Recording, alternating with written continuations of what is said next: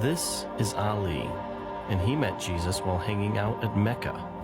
Yeah, you heard me, Mecca, the epicenter for the Muslim faith.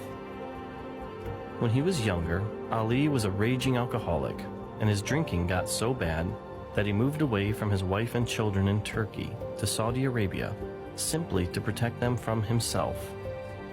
While there, some Muslim friends of his talked him into going on Hajj to Mecca, the great pilgrimage to the holiest place in Islam.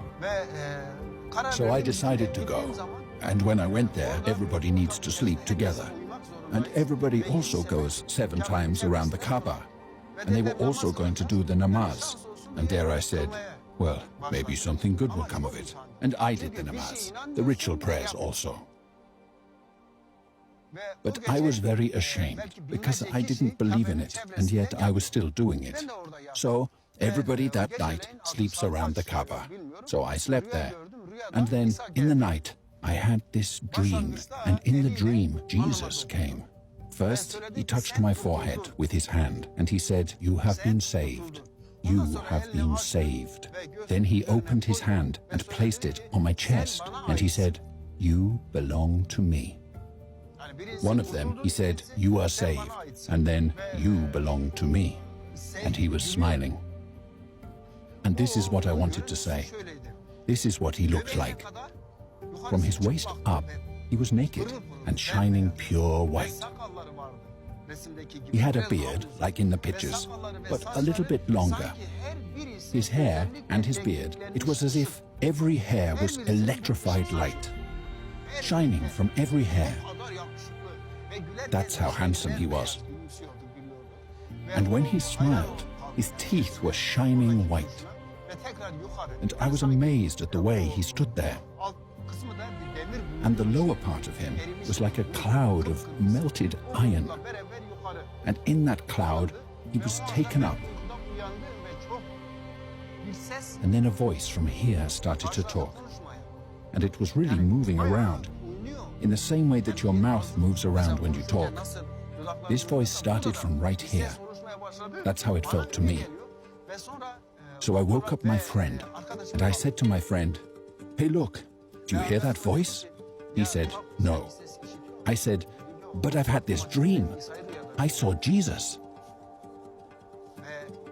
He said, "You ate too much food last night. You've gotten sick. Go back to sleep. What business does Jesus have in Muhammad's capital?"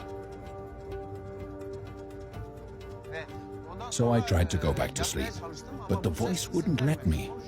It kept talking to me, just like I'm talking to you. And when it was morning time, the friends came over to me, and they said, "Let's continue on the pilgrimage." And the voice was saying, "No, you're not going to go." It wouldn't let me. And the voice was saying to me, "Go and collect all your stuff and go back to your country. Look for your friends and find them." I didn't understand, but I made up my mind. Okay, I've decided I'm not going to go. I didn't understand it myself. So then I went and took a shower so that I could go back to where I had been. So, in order to take a shower, I got undressed. And I looked in this little mirror, and this part was white. But at that time, my hair, my beard, my mustache, there wasn't a single white hair anywhere. And there was this white everywhere. And so I tried to wipe it off. And when I wiped it, it didn't come off. I wiped it with water and soap, and it still didn't go away. And this voice said to me, "I'm going to show you even more things than this." And then, since I knew it was Jesus, right there in the bathroom, I got down on my knees, because the only thing I knew to worship was to go down on my knees. So I got on my knees, and I said, "Yes, Jesus, whatever you say, I'm gonna do it." It's been years since this encounter, and his hair is beginning to gray, but to this day, his chest hair is still white where Jesus touched him in his dream.